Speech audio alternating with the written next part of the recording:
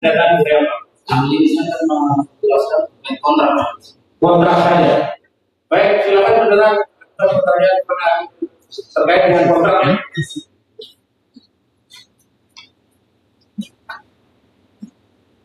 Terima kasih majelis. Ahli sudah 92 kali menjalani pemeriksaan sebagai ahli persidangan. Oke, saya mau bertanya. Mohon ahli.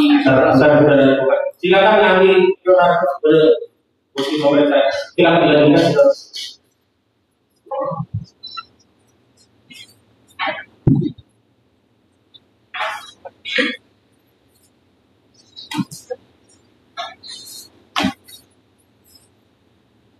Mohon saudara ahli jelaskan apa yang dimaksud dengan novasi. Terima kasih. Jadi kalau kita mau menanyakan tentang definisi atau batasan pengertian inovasi, kita tidak akan dapatkan dalam undang-undang dalam. Tapi dari pasal 14 itu kita ambil kesimpulan dan bukti juga mengatakan bahwa inovasi itu intinya begini. Ada dua subjek hukum. Kenapa saya bilang subjek hukum? Ada subjek hukum bisa satu person, bisa lain person. Ada dua subjek hukum yang mengatakan perjanjian. Sudah menandakan perjanjian dua subjek hukum. Kemudian beberapa waktu kemudian relatif ini bisa setahun, bisa tahun ya. Terus mereka sepakat lagi untuk mengadakan perjanjian dan perjanjian yang terdahulu dihapuskan, dihilangkan, tidak berlaku lagi. Itulah substansi dari inovasi. Itulah sebabnya maka inovasi itu adanya diatur di dalam buku 3 KUH Perdata dalam bab 4 tentang hapusnya perikatan. Dan dia ada di sub judulnya itu yang pertama itu hapusnya perikatan itu karena pembayaran, kedua karena penawaran pembayaran titipan barang konsignasi, terus yang ketiga itu adalah pembayaran utang inovasi. Nanti berikutnya ada kompensasi jumlah utang, terus sebagainya itu sampai ada 9. Nah, jadi di sini dari judulnya saja dari bab 4 itu tentang hapusnya perikatan. Itu jelas sekali bahwa inovasi tadi kembali adalah menghapus perikatan, menghapus verbintenism perikatan, karena perikatan itu bisa terjadi karena undang-undang web, bisa juga terjadi karena perjanjian konvensi. Nah di sini dikatakan bahwa perikatan yang sebelum itu menjadi hapus, itulah inovasi. Karena ada perikatan yang baru, itu inti dari. Nah terus inovasi itu dibagi lagi. Ada yang namanya inovasi objektif, ada yang inovasi subjektif. Kalau inovasi objektif itu artinya substansi perjanjian itulah yang diadakan perubahan. Mungkin tentang volumenya, tentang harganya, tentang deliverynya, tentang jangka waktunya dan sebagainya. Itu yang diubah. Para pihaknya tetap sama. Itulah yang disebut dengan inovasi objektif. Satu lagi ada yang namanya inovasi subjektif. Yang diganti itu subjeknya. Mungkin debiturnya, mungkin debiturnya. Ya, itu inovasi. Diaturnya itu di 14-13 KUH Perdata Delegasi dan seterusnya. Baik, ahli, kami membuat ilustrasi. Ada dua perjanjian jual beli sepihak yang ditandatangani pada tahun 2013 dan tahun 2014. Dan dua perjanjian jual beli ini ternyata terdapat perbedaan mengenai harga, volume, dan jangka waktunya dengan perjanjian jual beli yang baru, yakni perjanjian yang ditandatangani pada tahun 2015.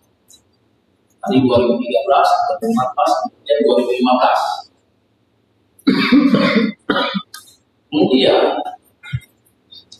ada perbedaan juga terkait harga, untung dan jangka waktunya antara 2013 dan 2014 itu ada perbedaan. Kemudian ditandatangani perjanjian yang baru di tahun 2000. Menurut pendapat ahli, apakah ini juga merupakan inovasi? Kalau dari apa yang sudah aslinya jadi jelas, karena Anda mengatakan itu tapi 2014, 2015, terus yang terakhir 2015, mengenai apa? Jangka waktunya berbeda. Terus harga ya, nah di sini tapi subjeknya tidak berubah. Berarti yang berubah adalah nanti kausalnya, substansinya, isinya. Berarti di sini terjadi inovasi. Inilah yang itu inovasi objektif. Inovasi objektif ya. Iya, karena yang itu yang pergantian obat itu mengenai kausalnya, isinya, bukan subjeknya. Baik, kami masuk ke ilustrasi berikutnya. Pada tahun 2013, PT ABC menandatangani perjanjian jual beli suatu produk dengan perusahaan X.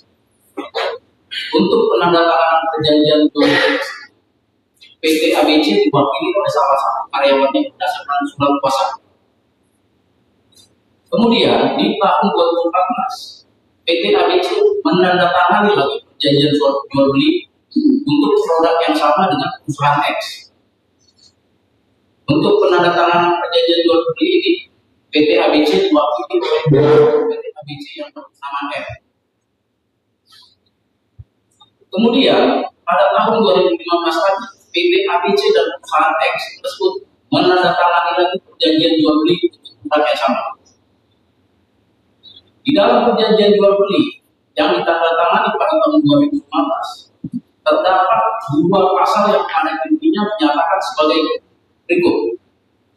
Satu, pada intinya menyatakan perjanjian ini beserta lampiran-lampirannya merupakan keseluruhan perjanjian antara para pihak dan termasuk semua janji dan pernyataan yang tersurat atau tersirat, dan menggantikan semua perjanjian dan pernyataan sebelumnya yang tertulis atau lisan antara para pihak terkait dengan masalah dan seterusnya. Kemudian pasal berikutnya pada intinya menyatakan sebagai berikut. Para pihak sepakat perjanjian ini mengubah, mengesampingkan dan menggantikan masing-masing surat Sales Purchase Agreement SPA awal secara keseluruhan. Perjanjian ini menggabungkan SPA awal.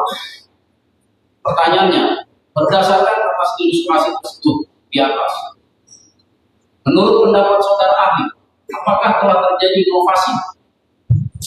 Betul, itu jelas sekali inovasi. Karena justru secara jelas dikatakan dikesampingkan ganti ini semua menyatakan bahwa itu tidak berlaku.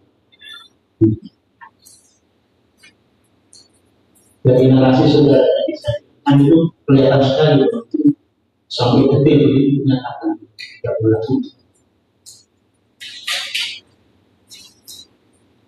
Kemudian ketika tadi ahli berpendapat itu sudah termasuk inovasi. Tadi ya 2013, 2014 dan 2015. Yang 2015 menggantikan yang sebelumnya.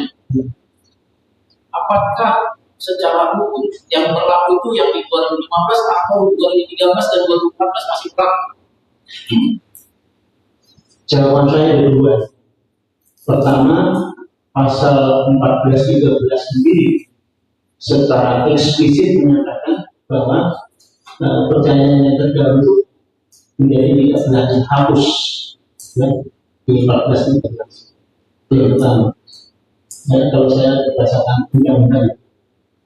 Tapi kadang-kadang kan majelis hakim itu tidak hanya jadi ilmu hukum itu ada tiga lapisan.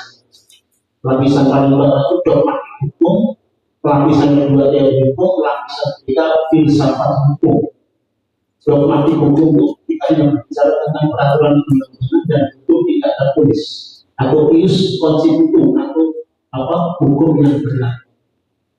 Kadang-kadang tidak bisa dipecahkan masalah hanya dengan mengandalkan apa dogmatik hukum tadi. Objeknya adalah hukum positif. Terpaksa harus naik ke teori. Di situ teori hukum objek kajiannya adalah bicara tentang pengertian hukum, asas-asas hukum, asas-asas kegunaan, ada di doktrin di situ. Kalau misalnya dengan hukum positif tidak bisa diselesaikan, naik ke teori hukum. Kalau itu juga belum diselesaikan, naik ke filsafat hukum. Di situ bicara tentang kepantasan, tentang keseimbangan, patutan, keadilan dan sebagainya. Ini semua kalau diambil alih oleh hakim yang mengucapkan menjadi apa pertimbangan hukum, ius rasio disiplin, dia menjadi hukum. Jadi tapi hukum yang konkret yang berlaku untuk kasus itu saja, bukan hukum yang abstrak seperti produk DPR atau berlaku hanya untuk kasus hukum yang konkret. Nah, di sini saya akan menggunakan teori tadi. Nah, kalau berdasarkan 1413 itu sudah hapus. Tapi kalau saya menggunakan teori yang adanya di asas-asas itu objek kajian dari teori hukum. Di situ dikatakan asas-asas hukum dan asas-asas peraturan perundang-undangan. Di situ salah satunya dikatakan hukum yang belakangan mengesampingkan atau menggunakan hukum yang terdahulu, undang-undang yang belakangan menghapuskan undang-undang. Mungkin saudara katakan, ini kan bukan undang-undang, ini kan perjanjian. Iya, perjanjian itu menurut pasal 13.381 berlaku kalau itu dibuat secara sah, berlaku sebagai undang-undang bagi para pihak yang membuat hukum yang konkreto. Itu, jadi undang-undang juga. Makanya saya menggunakan asas-asas peraturan undang-undang. Jadi dari situ jawaban saya ada dua, yaitu berdasarkan asas-asas undang-undang yang berlaku antaranya belakangan. Kalau menggunakan pasal 13 jelas kita perjanjian yang sebelumnya dihapus. Baik, menurut pendapat ahli, inovasi itu dapat diketahui atas dasar suatu persangkaan atau dugaan, atau harus dinyatakan secara tegas. Pasal 14-15 mengatakan bahwa itu harus secara tegas. Jadi tidak boleh diasumsikan, dipersangkakan, diduga-duga, tapi harus secara tegas. Dan kalau saya lihat pertanyaan saudara tadi itu sudah secara tegas dinyatakan. Ya. Baik. Silakan.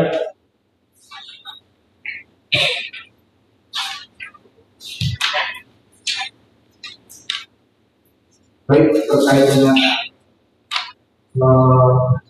masih berkaitan dengan tadi kan sudah disebutkan di awal ilustrasi kontrak yang ditandatangani 2014. Ini ada tambahan lagi terkait dengan ilustrasi 2000, ilustrasi kontrak tahun 2015 nanti yang menyatakan dalam salah satu klausulnya di dalam pasal itu agreement amends, supersede and replace its entirely each of the original expression. Dalam bahasa terjemahan bebas seperti ini mengubah, mengesampingkan dan menggantikan masing-masing SPA awal secara keseluruhan. Secara ketentuan atau secara teori, apakah bunyi bahasa ini sudah cukup jelas atau masih diperlukan penafsiran terhadap inovasi tadi? Di situ sudah dikatakan menggantikan, menyampaikan, maksudnya menggantikan, menyampaikan perjanjian terdahulu. Ya. Itu berarti sudah sangat jelas. Kalau dihubungkan dengan ketentuan Kalau ada saya ingin pasalnya, ya, tapi tidak mungkin saya hafal pasal. baik, coba silakan.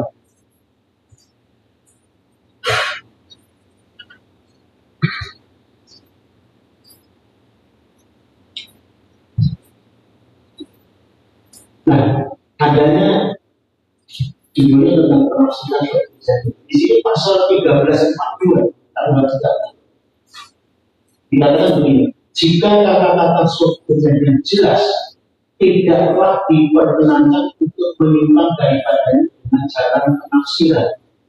Jadi kalau sudah jelas, tidak diperbolehkan, tidak diperbolehkan untuk menggunakan instrumen penafsiran atau interpretasi, lembaga hukum interpretasi.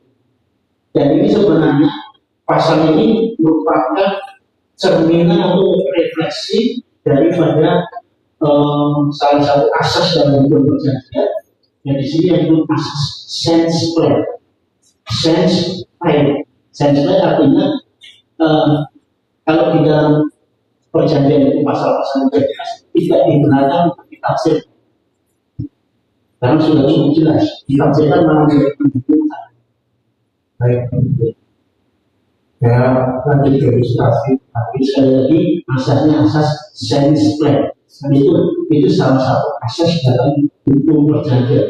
Asasnya kan banyak, asas prosesualisme, asas kebebasan berpura, akta sujud pandang, asas kepribadian. Nah, di sini asas sense play. Asas sense play itu artinya bahwa kalau suatu sudah kata-kata dalam perjanjian itu jelas tidak dibenarkan untuk ditafsirkan. Nah, sini ternyata tercermin dalam pasal 1340.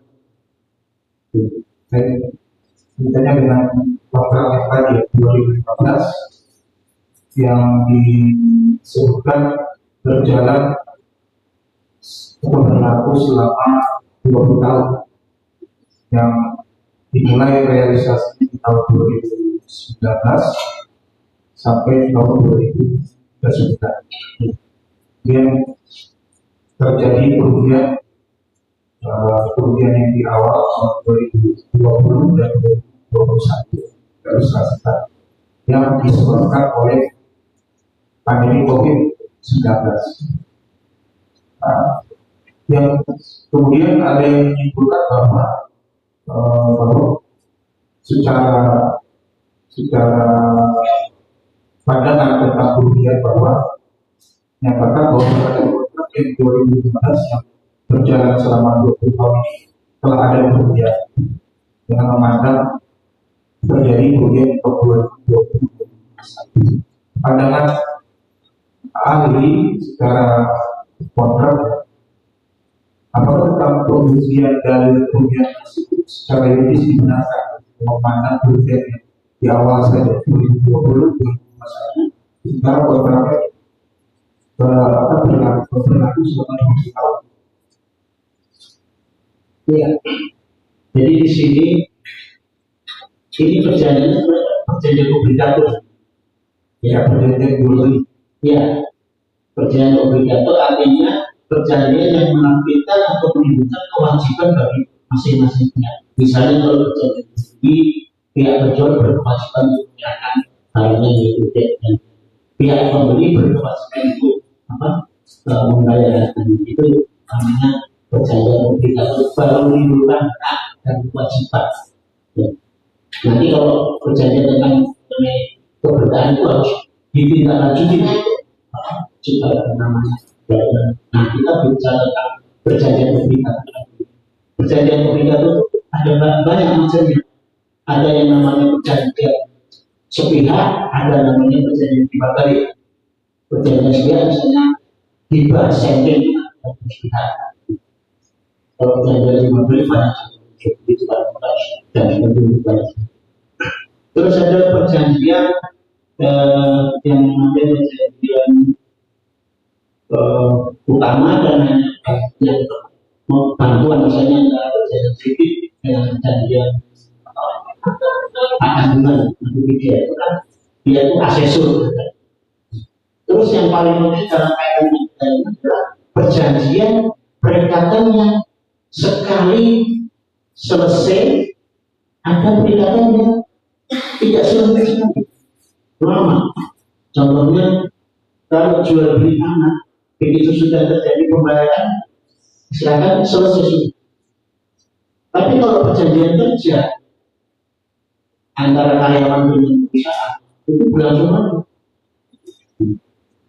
Terus perjanjian sewa menyewa itu juga perjanjian mungkin sewa menyewa selama 2 tahun. perjanjian pinjam uang misalnya kredit kan pakai bunga itu bisa 2 tahun.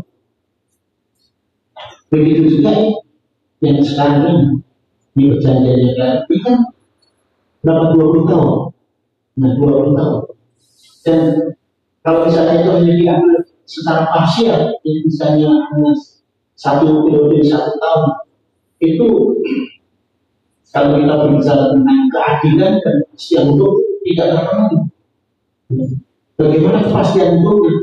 Karena begini, kalau yang hanya dikatakan ini yang untung atau kita ini, bagaimana kita untuk hidup? Karena perjanjian berkelanjutan, bukan perjanjian sekali selesai. Ya, berbeda karakteristiknya berbeda. Nah, jadi untuk menilai apakah rugi atau untung tidak bisa secara parsial. Ini dari kacamata hukum perdata, gitu ya. Nanti di sini tidak akan tercapai keadilan dan kepastian hukum.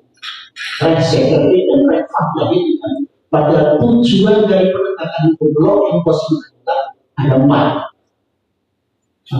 Keadilan, fact, kepastian hukum, security, kemanfaatan, terus agar tidak terjadi manipulasi ekonomi. Tetapi yang individual, keadilan dan kepastian, nanti tidak ada kepastian tuh. Pasti kan akhirnya adil, tapi itu nanti majelis yang akan menentukan. Karena itu sudah masuk karena filsafat hukum. Kalau dicari dalam peraturan undang-undang sampai kiamat dan hukum. Dari situ jawabannya di filsafat hukum. Nanti kalau filsafat hukum tadi diambil alih, diadopsi menjadi pertimbangan hukum, menjadi rasio disiplin, menjadi hukum yang konvensi berlaku bagi aku. Kalau faktor tadi yang saya sebutkan pada itu juga secara pandangan perdata akan jadi faktor-faktor yang mempengaruhi menjalankan protokol publik. Tanya bisa dulu. Kan ada saya sebutkan tadi kerugian itu terjadi karena pandemi COVID-19. Oh iya. Jangan disebut COVID. Jadi begini, faktor-faktor sudut pandang seorang auditor dengan seorang sarjana hukum itu tidak sama. Sarjana hukum yang sama itu adalah praktisi, majelis hakim, terus praktisi itu. Kalau auditor itu dia kan hanya based on data-data yang dia akuntansi, ada invoice, ada akhir itu saja. Tapi kalau hakim tidak demikian. Untuk menentukan apakah ini efektif dan tidak.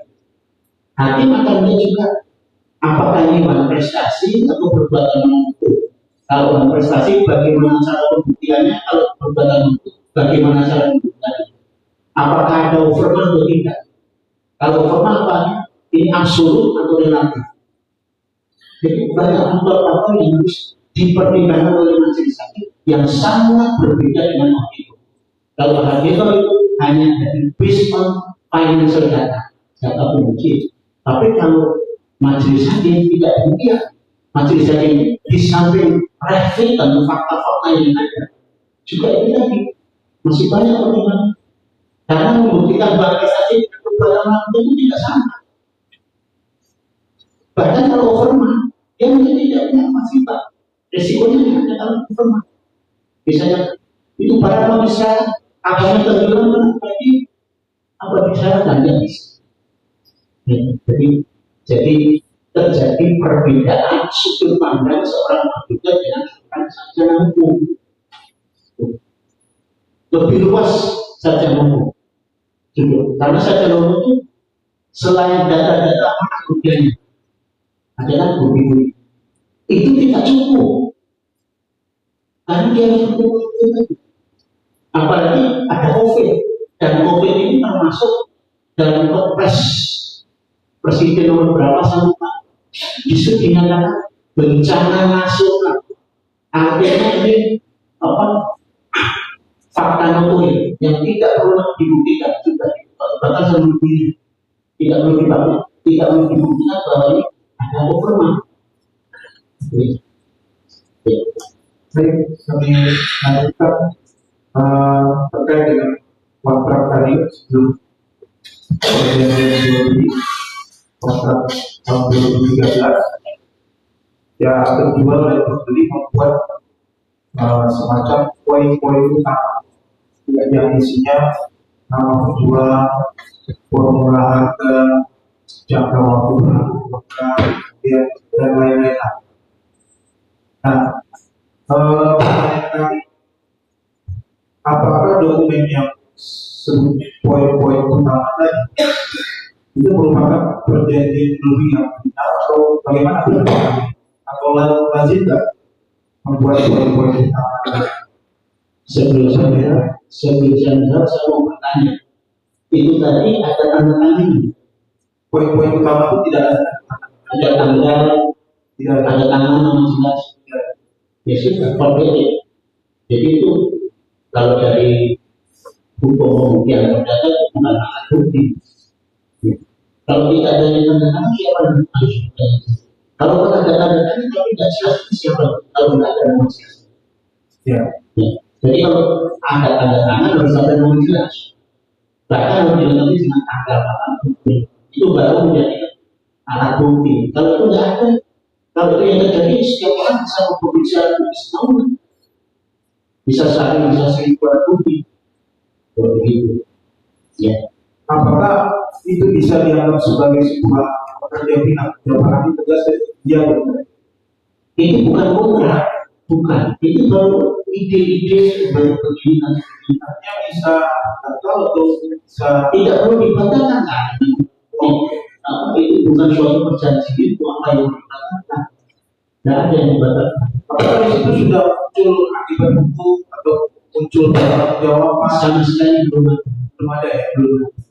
Bagi orang yang membuat ataupun yang memutuskan belum ada hukum. Dari kacamata perdata Belum ada ya.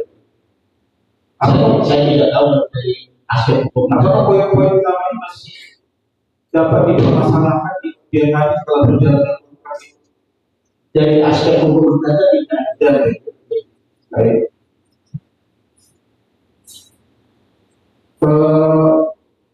Pertanyaan kami terkait dengan perjanjian ini ada yang kaitannya dengan surat kuasa. Kali bisa menjelaskan ketentuan surat kuasa di Surat kuasa itu termasuk perjanjian bernama. Kalau bahasa Belandanya Benunden Overeenkomst. Ya. Jadi di dalam KUH itu itu mulai bab 5 sampai bab 18 itu ada nama perjanjian jual beli, sewa menyewa, bukan bukan, ada hibah, terus ada perjanjian perdamaian, ada terus pemberian kuasa. Ini semua itu perjanjian-perjanjian yang sudah diberi nama. Makanya disebut kalau kita lihat dulu perjanjian bernama Benunden Overeenkomst. Terus di luar itu disebut perjanjian tak bernama yang jumlahnya itu unlimited. Contohnya ada perjanjian leasing, ada perjanjian waralaba, ada perjanjian joint venture, dan itu akan berkembang terus sesuai dengan perkembangan perjanjian. Jumlahnya tak terbatas. Nah, di sini surat kuasa tadi termasuk perjanjian yang bernama. Jadi dia jelas-jelas disebutkan dengan perjanjian. Nah, kalau kita bicara perjanjian, apakah seseorang itu berhak untuk berikan kuasa atau tidak? Nah, kalau kita bicara perjanjian berarti yang dijadikan dasar ujinya untuk ground. Pijakan untuk menguji itu adalah pasal 13. Apakah diberikan si pemberi kuasa punya memisahkan dia antara pemberi kuasa itu ada kesepakatan. Terus yang kedua, apakah itu sudah cakap? objeknya ada tentu kawasannya ada. Tetapi kalau kita bicara tentang badan hukum, misalnya seorang direktur utama yang mewakili berserikat atau pengurus yayasan dan dia tidak hanya cukup dengan syarat cakap doang, tidak cukup kecakapan berkualitas tidak cukup. Harus ditambah juga berbagai kewenangan. Di samping cakap, apakah dia berwenang atau tidak memberikan kuasa? Jangan-jangan waktu dia terutama memberikan kuasa, dia sudah seminggu sudah tidak punya kualitas sudah diberikan pada saya terus. Dia cakap sudah di atas 20 tahun, tapi apakah punya kewenangan? Nah, itu yang berarti. Kalau itu terpenuhi, ya, kalau 4 syarat tadi terpenuhi 13-20, berarti surat kuasa itu sah. Karena surat kuasa itu perjanjian sepihak. Tapi kalau si penerima kuasa itu menerima honor apa itu sudah dibuat perjanjian dua pihak. Baik, kaitannya nanti dengan tanggung jawab diberikan kepada masyarakat. Ya, jadi kalau hukumnya surat kuasa sah kita apa? Itu sinkronnya dasar ujian itu pasal 13. Dia bertanya kalau misalnya ada direktur D menandatangani kontrak atas kuasa yang diberikan oleh direktur utama. Direktur utama ini juga sudah mendapatkan hak atau sudah menyatakan diberikan hak oleh para dewan direksi untuk memberikan kuasa menandatangani kontrak. Tetapi direktur utama ini memilih untuk mendelegasikan penandatanganan kepada seorang direktur utama. Secara yuridis siapa yang bertanggung jawab terhadap kontrak tersebut? Bertanggung jawab dan terikat pada kontrak tersebut secara benar.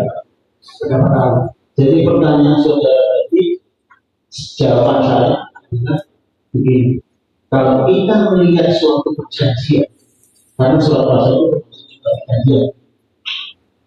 Pertama-tama, paling utama yang dilihat halaman pertama itu bisa. Karena di halaman pertama itu kita akan melihat komparisi. Apa itu komparisi? Komparisi adalah keterangan yang menunjukkan kedudukan dan kewenangan para pihak yang menandatangani perjanjian. Jadi komparisi itu adalah keterangan yang menjelaskan kedudukan dan kewenangan masing-masing pihak yang menandatangani perjanjian, itu namanya komparisi. Nah, dari komparisi itu kita akan tahu apakah dia itu bertindak untuk diri sendiri atau untuk dana nasional. Karena ini kaitannya dengan masalah tanggung jawab. Bisa saja misalnya seorang kaya atau seorang legal officer bagian hukum terus diberikan kuasa oleh direktur utama untuk menandatangani khusus perjanjian just for this particular case. Jadi hanya untuk kasus ini boleh, asal kita untuk memberikan kuasa untuk diri EPB itu sangat tidak boleh. Tapi kalau ini khusus itu boleh. Seorang misalnya head legal officer dia mendapat surat kuasa dari direktur utama untuk menandatangani perjanjian. Pasti di situ akan kita lihat dalam komparisi dia berpindah kuasa siapa untuk diri sendiri, enggak. Ternyata dia ada surat kuasanya. Berarti dia berpindah untuk dana nasional direktur. Jadi dia tidak tanggung jawab dari direktur. Direktur juga dia. Kalau direktur perseroan itu tidak usah pakai surat kuasa. Karena di undang-undang perseroan terbatas itu sudah menyatakan direktur itu berpindah untuk dana nasional. Baik negara maupun di luar negeri. Sama kalau itu dalam pasal modal itu, wali amanah itu makilnya tidak bersurat kuasa. Karena memang undang-undang itu. Jadi ada sejumlah orang menerima kuasa tanpa surat kuasa. Ya, misalnya pengurus yayasan. Dia berpengaruh dengan surat kuasa, siapa yang memberikan kuasa?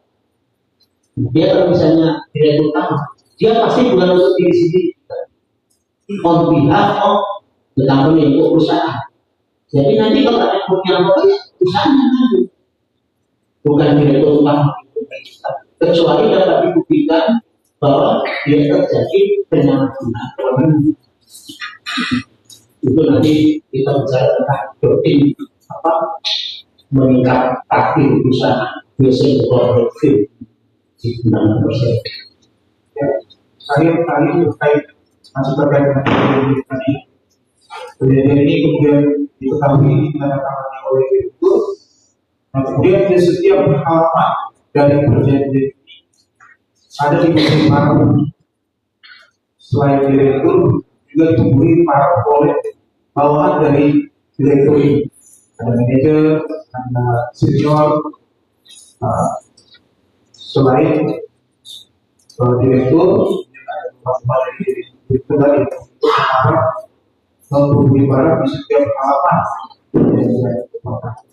Yang mana sih? Misalnya di bawah dari direktur ini kan misalnya ada manajer itu pakar di setiap halamannya. Dia di bagian hukum ada pengarah. Dia direkturnya sendiri yang mengatakan untuk pengarah di setiap halaman. Menurut pendapat kami apa? Secara pendapat itu maksud dari dan fungsi dari pengarah di setiap halaman. Jadi masalahnya kita sering saya sampaikan ke teman mahasiswa saya, sejauh mana kekuatan parah itu. Saya cari-cari peraturan di mana-mana ada pun. Ketemunya dari undang-undang notaris itu ada di pasal 16. Undang-undang notaris itu tahun 2004 namanya 30, tapi tidak juga menjadi undang-undang 14 nomor 2 pasal 16 bahwa itu, tapi untuk minta atas akta yang asli bukan salinan, itu setiap halaman itu harus wajib diparah. Undang-undang mengatakan. Jadi saya menemukan, saya hanya menemukan masalah parah itu hanya di undang-undang notaris yang tidak dapatkan. Cuma celakanya di dalam penjelasan kenapa harus diparah, di situ jawabannya cuma cukup jelas, padahal tidak jelas. Saya sendiri sampai sekarang tidak ada jawaban karena undang-undang sendiri sangat jelas.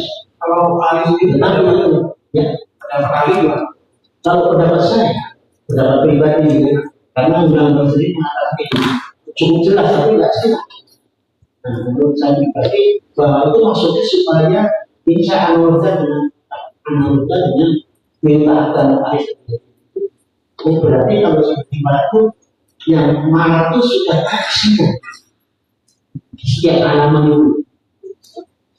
Hanya itu sih. Dia tahu sebenarnya dia sudah membaca.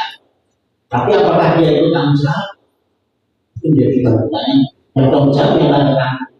Kalau misalnya ada yang masuk ke orang ternyata ini bisa. Dia itu utamanya yang ada. Kalau dia bawa masa bawahnya yang tanggung jawab. Cuma yang paling atas itu dia bukan tanggung jawab pribadi, itu persepan juga ada kemudian persepan.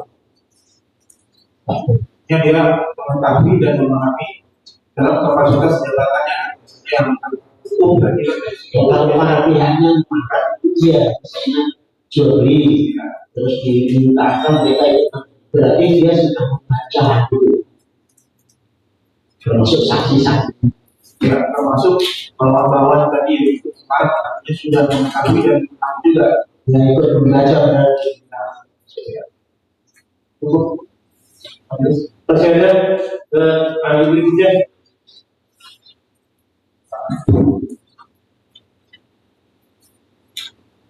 Ini ahli berikutnya tadi ahli terkait dengan audit, hasil audit itu ya. Silakan bukan mengenai standar audit itu ya. Baik, silakan. Terima kasih yang mulia. Pak saya sudah siapkan misalnya. Mohon izin untuk membacakan. Ya, apakah mau bertanya atau dibacakan? Izin majelis, ada yang akan dibacakan oleh ahli, kami persilakan dibacakan. Nah, tapi kalau dibacakan kan lain bisa. Tidak ditanya Pak. Karena keterangan ahli itu apa yang keterangan ahli yang disampaikan di depan persidangan. Beda dengan pendapat yang disampaikan secara tertulis. Silakan ditanyakan. Baik, ahli tadi sudah disebutkan semua latar belakang pendidikan dan kualifikasi profesi saudara ya. Apakah ahli memiliki pengalaman profesional di bidang audit investigatif dan audit forensik, khususnya yang berkaitan dengan pemeriksaan kerugian keuangan negara? Saya langsung di BPKP terakhir waktu di kerjaan saya sebagai manajer investigasi untuk kasus-kasus pengaduan korupsi di Aceh dan Dimas. Kemudian yang terakhir saya disebut sebagai pengajar atau trainer untuk uji kompetensi sertifikasi corporate forensik audit di BPM. Apakah ahli juga tercatat sebagai akuntan profesional dan memiliki sertifikasi yang relevan dengan pemeriksaan dan audit investigasi? Sudah saya sampaikan di dalam kurikulum saya. Ada saya karena di 14 dari 10 di depannya ada 11. Apakah ahli juga pernah terlibat dalam penyusunan, penelaahan, atau pemberian pendapat profesional atas LHP investigatif yang digunakan dalam proses penegakan hukum? Saya pernah dalam Pernah ya? pernah.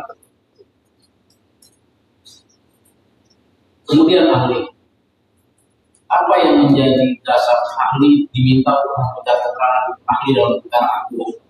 Jadi saya memberikan keterangan bisa sebetulnya adalah respon dari permintaan tim advokat. Ya.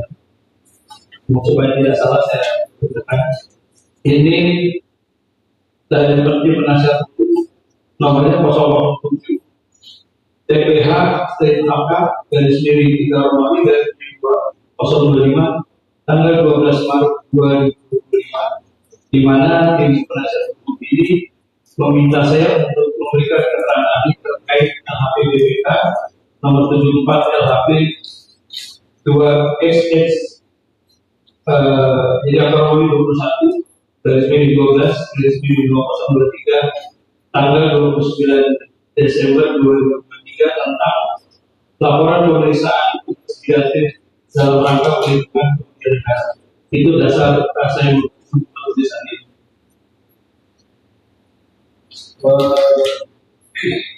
Saudara diminta juga untuk menilai ada atau tidaknya tidak pidana korupsi dalam perkara ini. Saya tidak menilai ada atau tidaknya pidana korupsi. Iya, apakah ahli diminta juga untuk menilai bersalah atau tidaknya terdakwa? Tidak, karena itu bukan kewenangan saya, kewenangan yang penting. Kemudian, apakah ahli juga diminta untuk menghitung atau menetapkan kerugian keuangan negara? Saya tidak dalam posisi penghitung kerugian keuangan negara. Sesuai dengan surat permintaan, memberikan keterangan ahli terkait LHP, jadi terkait isi apa yang ada di dalam laporan pemeriksaan. Boleh ahli bacakan hasil pelahan ahli terkait LHP BPK nomor 74 tersebut? Mohon izin yang mulia.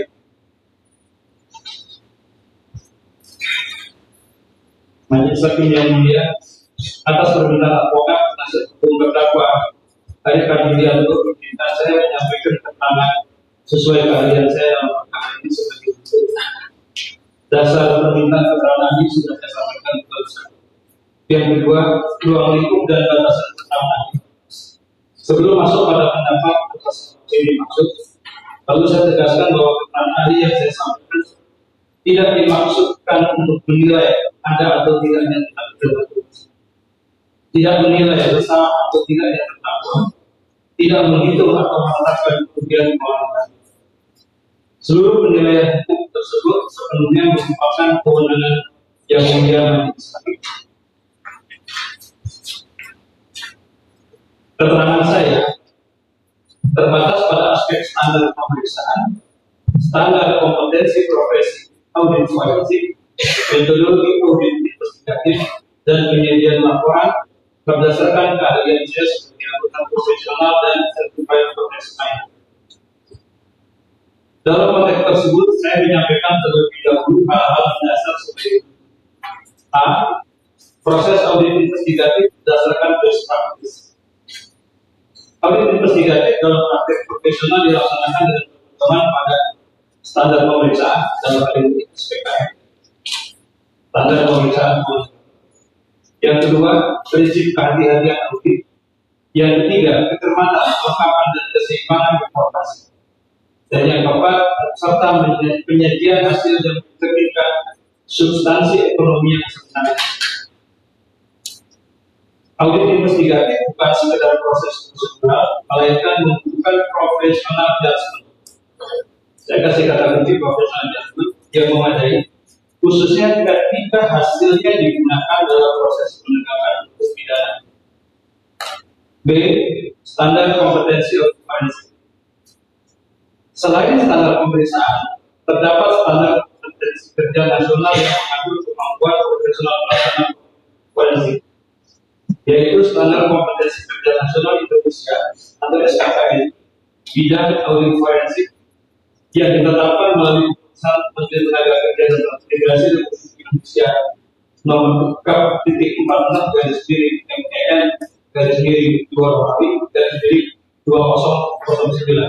Mohon maaf, tadi saya ada telepon, harusnya 2009, tertulis 2008.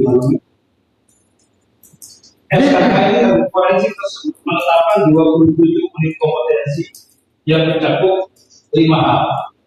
Yang pertama, pencegahan dan pendeteksi fraud. Yang kedua, pelaksanaan audit forensik. Yang ketiga, penghitungan kerugian keuangan. Yang keempat, penyusunan laporan. Dan yang kelima, pemberian keterangan ahli penyidik dan persidangan. Ini adalah kompetensi yang diatur dalam SKKN. Standar kompetensi ini dimaksudkan sebagai patokan profesional agar audit investigatif dan perhitungan kerugian negara dilakukan secara cepat, berimbang, dan dapat dipertanggungjawabkan. 3. Hasil pembacaan tentang kitab pemeriksaan yang kita berdasarkan pembacaan saya terhadap BPK nomor 74/LHP/21 dalam Februari 2012 angka Latin tahun 2003 yang disampaikan oleh tim penasihat hukum terdakwa, terdapat beberapa hal yang secara metodologis patut dicermati. A. Aspek formal penetapan penandatanganan laporan yang belum secara eksplisit mencerminkan hubungan mandat untuk dan atas nama BPK sebagaimana diatur dalam SPKM. Yang kedua, atau B, pendekatan perhitungan kerugian negara yang dilakukan secara parsial pada periode tertentu dalam suatu kontrak jangka panjang. Dan yang ketiga, atau C, tidak diperhitungkannya periode hubungan dalam hubungan kontraktual yang sama sebagai bagian dari evaluasi kinerja kontrak secara keseluruhan. Berdasarkan pembacaan ada 3 tadi. Yang keempat adalah pendapat Anies. Berdasarkan standar pemeriksaan, standar kompetensi profesi, dan prinsip kehati-hatian audit, saya menyampaikan pendapat kalian sebagai yang pertama, dari aspek kepatuhan terhadap SPKM, pemeriksa bertindak sebagai pelaksana mandat BPK, sehingga LHP pada hakikatnya merupakan produk institusional BPK. Oleh karena itu, penetapan dan penandatanganan laporan seharusnya secara eksplisit mencerminkan hubungan mandat untuk dan atas nama BPK. Ketidakhadiran penegasan tersebut merupakan ketidaksesuaian normatif dalam aspek formal yang relevan untuk dievaluasi dan disebut pandang tata kelola pemeriksaan. Yang kedua, dari kerugian negara. Transaksi LNG yang diperiksa merupakan kontrak jangka panjang. Dalam praktik audit forensik, kinerja kontrak jangka panjang tidak dinilai secara parsial pada periode sebentar, melainkan berdasarkan kinerja kontrak secara keseluruhan atau life of contract, agar mencerminkan substansi ekonomi yang sebentar. Perlu saya tambahkan, dalam rentang periode pemeriksaan 2019 sampai dengan 2023, sebagaimana disampaikan sebagai kurun waktu perhitungan kerugian di halaman 102 LHP, terdapat pula tahun-tahun tertentu yang menunjukkan selisih positif antara harga jual dan harga beli per tahun. Namun selisih positif tersebut tidak ditampilkan sebagai bagian dari evaluasi kinerja kontrak secara keseluruhan. Sementara selisih negatif pada periode dijumlahkan sebagai kerugian negara. Dari sudut pandang audit forensik, pendekatan ini berpotensi menghasilkan gambaran ekonomi yang tidak utuh. MC, kerugian yang dihitung dalam LHP terjadi pada periode 2020 sampai dengan 2021, yaitu pada saat pandemi COVID-19 mencapai dampak ekonomi signifikan secara nasional dan global. Pemerintah Republik Indonesia melalui Keputusan Presiden Nomor 12 Tahun 2020 telah menetapkan COVID-19 sebagai bencana nasional. Penetapan ini tidak saya maknai sebagai force majeure otomatis, namun sebagai konteks objektif kondisi luar biasa yang relevan dalam menilai kewajaran risiko khusus dan kehati-hatian perhitungan kerugian.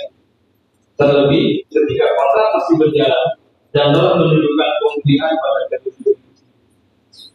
D. Yang keempat, dari aspek kompetensi audit forensik, meskipun pemeriksaan dilakukan berdasarkan tata cara peraturan BPK Nomor 1 Tahun 2020, terdapat indikasi bahwa pendekatan metodologis yang digunakan tidak sepenuhnya mencerminkan penerapan kompetensi audit forensik secara utuh, sebagaimana dituntut dalam SKKN audit forensik, khususnya terkait keseimbangan, kelengkapan, dan evaluasi substansi ekonomi kontrak. Simpulan ahli, berdasarkan standar pemeriksaan keuangan negara (SPKN), peraturan BPK Nomor 1 Tahun 2020, serta standar kompetensi nasional Republik Indonesia atau SKKN di bidang audit forensik, dapat saya simpulkan bahwa persoalan utama dalam perkara ini bukan semata berpatuhan terhadap tata cara pemeriksaan, melainkan penerapan kompetensi audit forensik dan metodologi perhitungan kerugian negara yang dikembangkan. Ketidaksesuaian dalam aspek formal menentukan keterbatasan penerapan kompetensi audit forensik serta pendekatan perhitungan kerugian yang parsial pada kontrak jangka panjang berpotensi memengaruhi kualitas, keseimbangan, dan keandalan hasil audit investigatif yang disajikan dalam LHP. Seluruh penilaian hukum atas keterangan ahli ini sepenuhnya berada dalam kewenangan dan kebijaksanaan yang mulia majelis hakim. Keterangan saya ini saya sampaikan semata-mata untuk membantu majelis hakim memperoleh gambaran yang objektif dan proporsional dalam memeriksa dan memutus perkara aku secara adil. Jakarta 16 Maret 2026, saya tandatangani Leonardus Yoga. Ketiga adalah yang sudah saya tuliskan, sudah saya bacakan. Baik, ahli. Dalam memberikan ini, aspek apa saja yang menjadi fokus keahlian saudara? Jadi kami hanya saya standar apa yang dipakai. Mohon bantuan saya tadi seperti saat saya untuk memudahkan penjelasan. Bisa dibesarkan. Kalau tadi dalam narasi mungkin agak sulit, kalau pakai pagar mungkin ini bisa membantu. Jadi saya membaca laporan ya LHP yang disampaikan oleh tim kuasa hukum. Jadi LHP ini ada 3 yang diperhatikan. Jadi yang pertama ada standar audit diatur di SPKN nomor peraturan BPK nomor 1 tahun 2007, kemudian diperbaharui 2017. Nomornya sama kebetulan. Peraturan BPK nomor 1 tahun 2007 tentang SPKN, standar pemeriksaan keuangan negara. Kemudian khusus untuk panduan auditnya digunakan peraturan BPK nomor 1 tahun 2020 tentang pemeriksaan investigatif, perhitungan kerugian negara, kerugian daerah, dan pemberian keterangan. Jadi di sini ada pedoman yang digunakan oleh auditor dalam melakukan audit dan menerbitkan laporan ini. Berikutnya, untuk bisa menghasilkan laporan yang berkualitas, selain standar audit dan panduan undang-undang audit, sebetulnya ada lagi standar karena tadi saya sampaikan.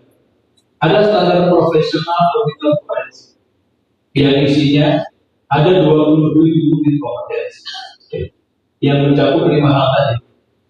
Kompetensi pertama, seorang auditor forensik harus paham bagaimana pencegahan dan pencegahan. Yang kedua, seorang auditor forensik harus mampu melaksanakan audit forensik. Yang ketiga, seorang auditor forensik harus mampu melakukan penghitungan kerugian keuangan. Yang keempat, mampu menyusun laporan. Dan yang kelima, mampu memberi keterangan sebagai ahli pada dewan penyidik dan persidangan. Oke. Nah, 2 kaki yang diminta yang kiri adalah standar pemeriksaan keuangan negara. Kemudian khusus untuk investigatif ada panduan khusus menggunakan peraturan BPK nomor 1 2020. Dan ini akan berjalan apabila kompetensi auditornya, auditor forensiknya ini juga sejalan, ya. Jadi kalau standar audit itu yang akan menghasilkan metode, kalau standar kompetensi itu akan dilakukan penerapan kompetensi di dalam laporan audit, dalam melakukan audit dan pelaporan. Sehingga laporan ini kan diatur juga di SPKN, di PSP 300 tentang laporan ada di Pantu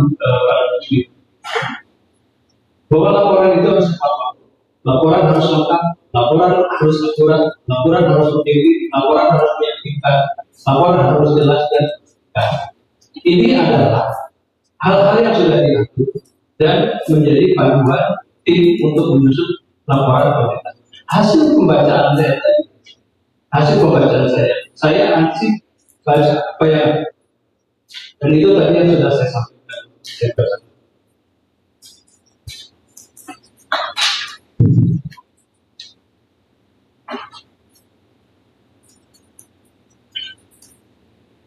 Boleh diulang yang terakhir. Jadi yang saya sampaikan di dalam tulisan yang saya bacakan tadi ini adalah hasil pembacaan saya menjawab pertanyaan saudara advokat ini. Standar saya menggunakan standar audit, ya, kemudian standar kompetensi, dan ada standar pelaporan. Standar pelaporan dan standar auditnya diatur di SPKN, bukan di PSP yang berbeda. Sedangkan panduan untuk melakukan audit investigasi itu diatur peraturan BPK sendiri, peraturan BPK nomor 1 tahun 2020. Jadi untuk dapat melaksanakan standar audit ini perlu didukung, gitu ya, perlu didukung oleh orang-orang atau auditor yang mempunyai kompetensi yang ada diatur di kanan. Dan dari hasil pembacaan saya tadi sudah saya simpulkan, sudah saya sampaikan bahwa ada beberapa hal yang kompetensi yang belum tercermin di dalam laporan ini, sehingga saya kasih catatan sebelum saya bacakan majelis ini. Baik, kami. Apakah nanti juga mendasarkan pendapat pada standar pemeriksaan dan standar kompetensi profesi yang berlaku secara nasional? Tentu, justru tadi saya sudah menyebut menggunakan SPKN, menggunakan Tentang apa peraturan BPK nomor 1 untuk office investigatif, perhitungan keuangan negara dan kewenangan serta standar kompetensi nasional. Bukan asumsi ya. Oh tidak, Baik, dilanjutkan Pak. Ya. silakan.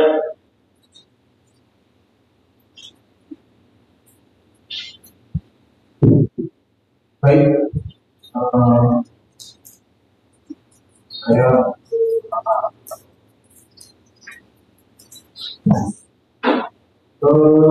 bisa dijelas menunjukkan ahli dalam menilai apa hasil pemeriksaan oleh BPK yang kami sampaikan. Rujukannya tadi sudah saya sampaikan bahwa saya menggunakan standar yang digunakan oleh BPK, kemudian juga standar internasional.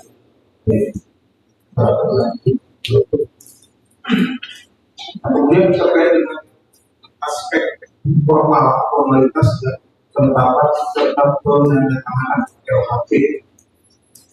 Dari aspek standar pemeriksaan bagaimana seharusnya hubungan padat antara pemeriksa dengan institusi BPK yang akan saling menetapkan Peraturan BPK nomor 1 tahun 2007 yang diperbarui dengan peraturan BPK nomor 1 2011 tentang SPKM. Di situ diatur jelas. Itu sudah jadi produk umum, semua bisa dilihat. Di sana diatur bahwa yang berwenang menandatangani laporan adalah ketua BPK, wakil ketua BPK, ya kan? Atau orang yang diberikan kewenangan. Jadi dengan mengacu kepada SPKM, ketentuan di SPKM tadi, dan melihat laporan audit tidak ada perasaan untuk atas nama, gitu ya. Menurut prinsip investigasi itu adalah hal yang publik, karena itu aspek normatif yang secara objektif tidak ditampilkan. Jadi laporan BPK pasti ada logistik menggunakan nama lembaga, kemudian yang tanda tangan itu tidak boleh pribadi, tetapi harus lembaga, karena laporan itu lembaga. Itu maksud saya secara normatif, maka tidak tertampilkan. Alasan apa jika nanti punya pendapat bahwa kata hukum dan atas nama BPK itu? Saya tidak berpendapat. Jadi saya cukup merujuk saja kepada SPK. Karena sudah diatur. Jadi kalau misalnya tidak ada penjelasan tersebut, bagaimana sebenarnya akuntabilitas atau tata kelola dan perusahaan? Dalam tata kelolanya itu sesuai dengan itu. Sesuai. Kemudian apakah kemudian hal itu bisa dievaluasi atau dilakukan revisi dari sudut pandang standar pemeriksaan terkait dengan penegasan mandat?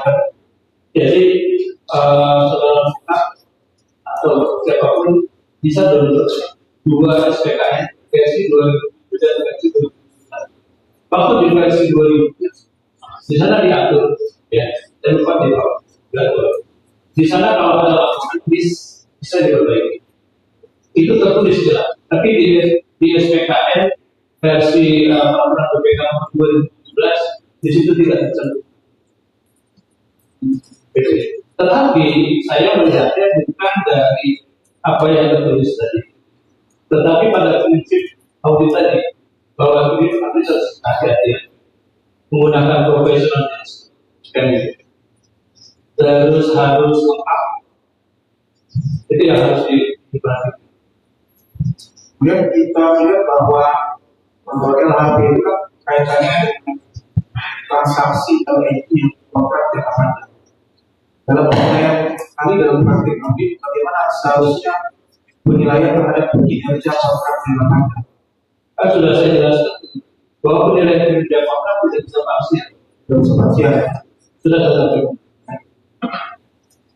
Kalau dalam menghitung atau dalam rentang waktu periode kontrak tersebut ada menunjukkan selisih positif antara harga jual dan harga beli. Nah, bagaimana dalam pembacaan saudara dengan LHP tersebut? Kalau yang saya baca itu tadi sudah saya sampaikan bahwa di sana dianggap ada kerugian, tetapi judulnya sudah jelas, kerugian transaksi di 2019 sampai dengan 2023. Ada, silakan kembali ke halaman 102 seperti yang saya tulis. Jadi periode yang dimulai antara 2019 sampai 2023. Ya. Tetapi isinya tidak semua yang 2019, 2020, 2021, 2022, 2023 isinya kan jadi satu kalau mau menjalani kerja pasar. Sehingga yang tadi saya sampaikan di poin ketiga, untuk tahun 2020 dan 2021 yang menghasilkan selisih negatif itulah yang hanya itu. Jadi untuk suatu aktivitas negatif kemudian akan digunakan sebagai acuan untuk memutus perkara di pidana seperti ini. Laporan hukum ini pasti belum sesuai dengan standar, belum sesuai standar ini. Kemudian kami ingin menegaskan ke ahli sudah dibacakan tadi memberikan sebuah dasar dari bagaimana pendapat ahli menghadap relevansi konteks pandemi COVID-19 dengan nilai risiko bisnis dalam kontrak yang besar. Jadi ini, mohon maaf saya mengutip ahli di sebelah saya. Kalau ada suatu kejadian luar biasa yang kita perlu diskusikan, ya, bahkan Presiden sudah keluarkan kepres keadaan bencana alam, kemudian sendiri 2 tahun setiap hari kita juga ada yang meninggal korbannya juga banyak. Itu kan suatu hal fakta yang kita perlu ditanya lagi kenapa. Nah dari segi awal ini adalah merupakan suasana keadaan yang perlu dipertimbangkan sebagai satu risiko bisnis. Itu yang perlu dimasukkan. Itulah sebabnya saya tadi katakan saya tidak serta-merta di profile otomatis, karena profile itu bukan bahasa audit, itu bahasa hukum, belum banyak bahasa. Saya hanya bisa sampaikan bahwa ini ada kejadian luar biasa yang perlu pertimbangan pada waktu melakukan professional judgment untuk menilai kerugian. Terkait dengan dampak ada kualitas hasil auditan. Tadi ada faktor-faktor, ada tidak sesuai norma terkait hubungan mandat dengan BPK, dia terbatasan, kemudian pendekatan perhitungan yang parsial. Nah, pendapat ahli apa ada terhadap kualitas hasil produk investasi kita? Saya kembali lagi ke depan, kembali lagi ke penjelasan. Saya tidak menilai audit ini benar atau salah. Tidak menilai. Saya hanya melihat bagaimana penyajiannya sudah sesuai standar. Karena yang ingin menentukan laporan audit ini benar atau salah itu penjelasan. Tapi kalau punya pengaruh terhadap kualitas audit, itulah sebabnya kenapa saya tegaskan bahwa ini adalah hal yang perlu dipertimbangkan. Dan pertimbangan ini ada pada yang berikut.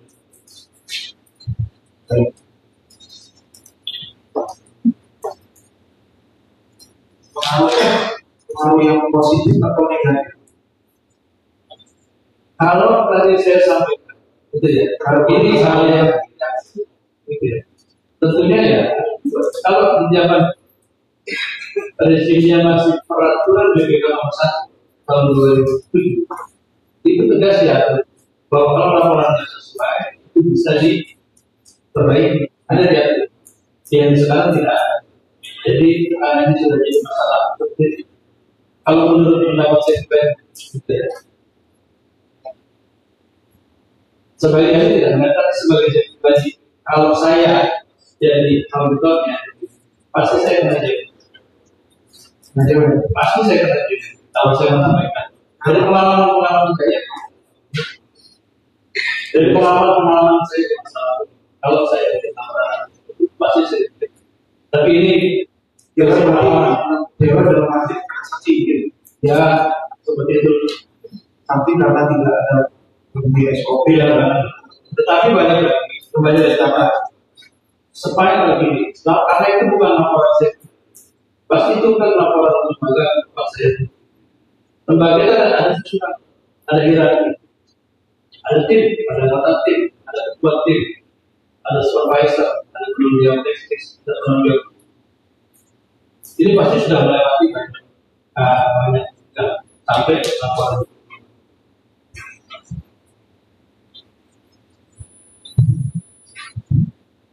Cukup kita skor dulu sidang sampai jam 15.20 karena sebentar lagi waktu subuh akan berakhir, asar itu 15.10 mulainya, jadi kita skor sampai 15.20, setelah itu kita lanjutkan skor kita.